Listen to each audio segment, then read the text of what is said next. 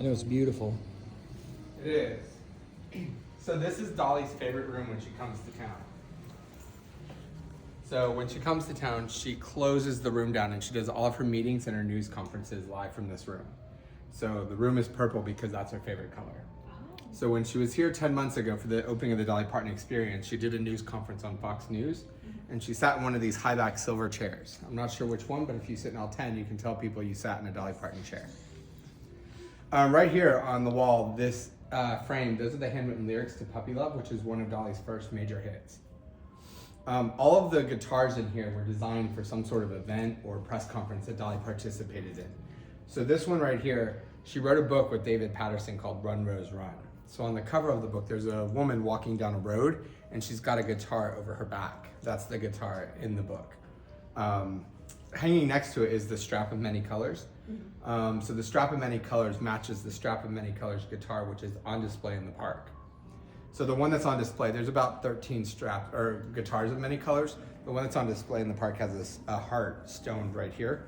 Dolly's cousin created that guitar and she put the heart there so she could tell which one was the one she did. So most of the guitars are created by Dolly Parton's creative director, Stephen Summers. They'll usually spend about 12 to 14 hours stoning each guitar.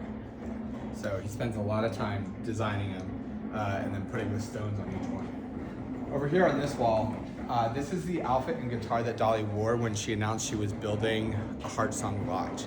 So we call this the official HeartSong Lodge guitar. One thing with Dolly is you'll notice she kind of goes through eras in color that she wears. So right now she's really big in her Dolly blue era. So it's the blue that matches the guitar that's in the outfit, and on the bottles of wine I showed you earlier, it's the same blue on the labels of the Dolly wine. So Dolly, she loves collecting and building chandeliers, so she actually hand designed the chandelier in the room.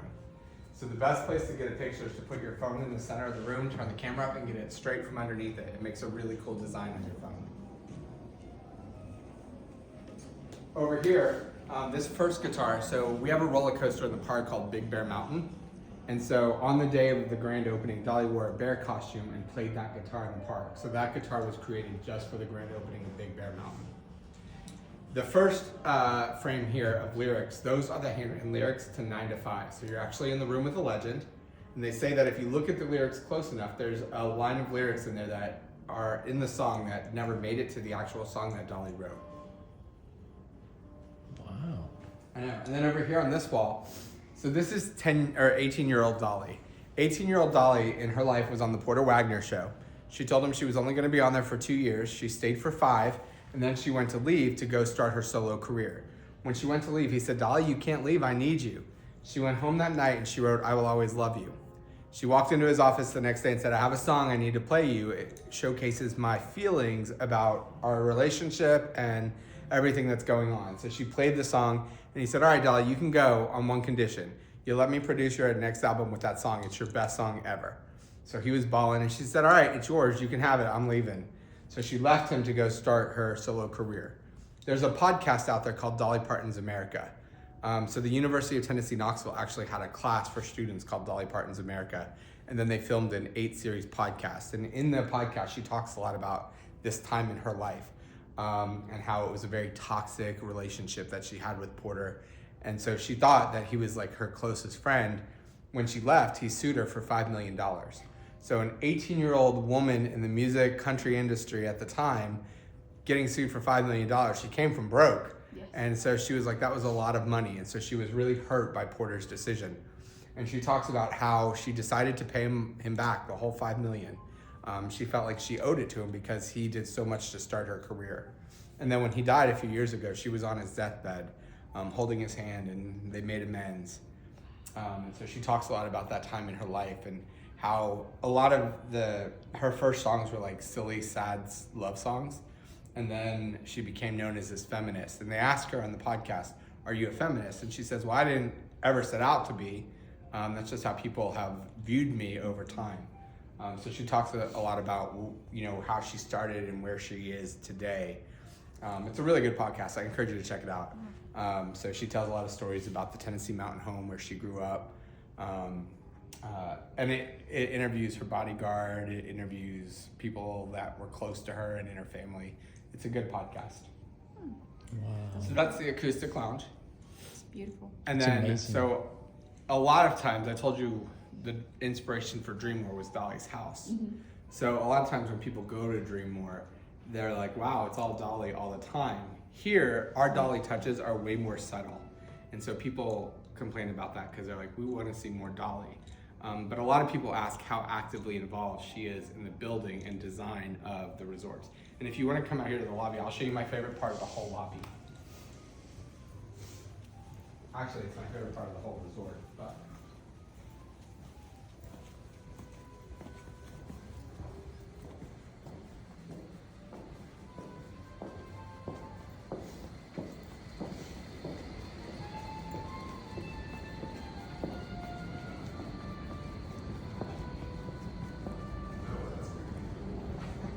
All right, so have you ever heard of Elkmont?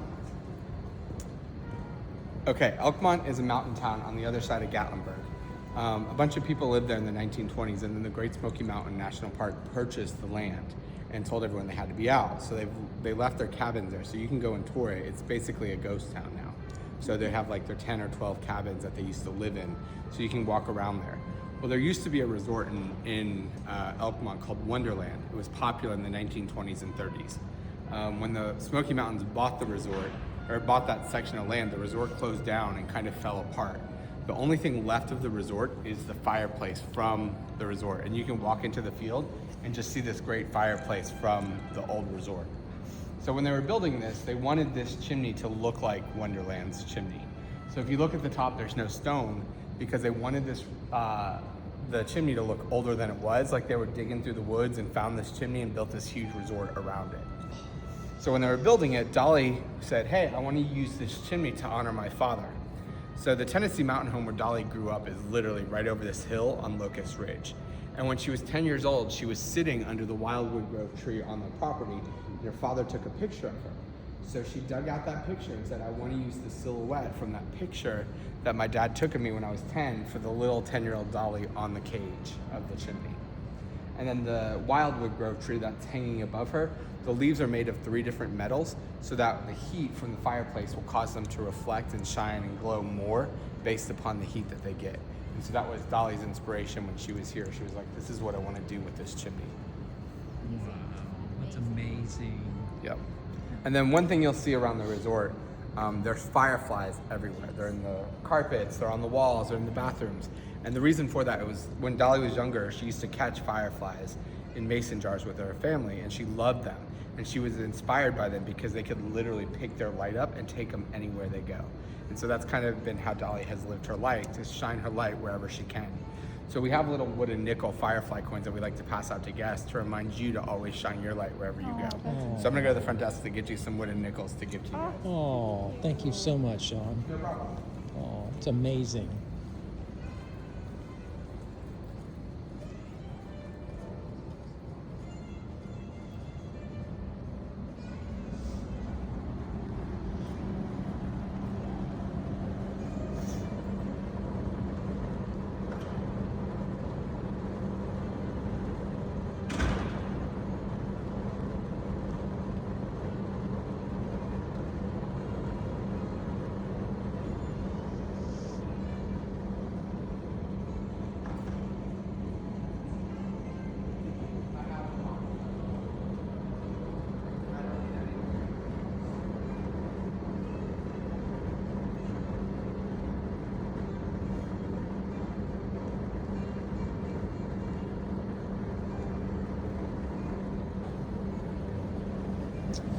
Thank you so much. No problem. Oh, No problem. that is So amazing. like I said, a lot of our Dolly touches are way more subtle than the ones down at Dreammore.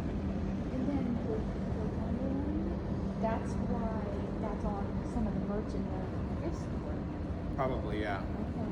I was wondering about that, where that came from. Yeah,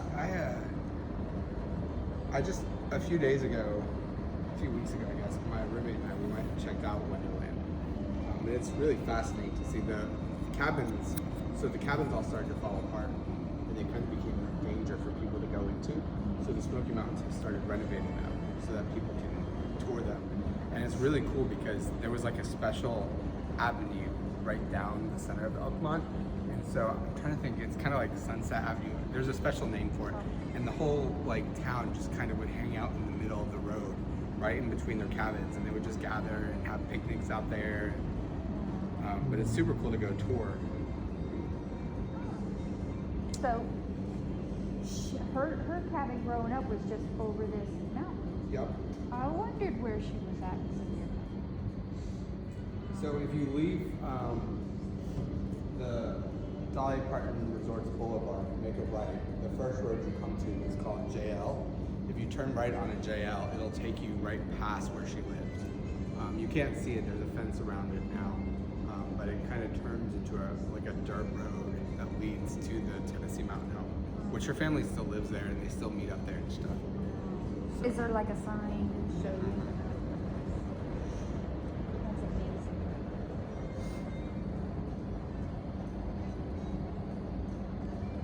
And so a lot of her family still lives in the area. And so you don't have to look too far to find her family.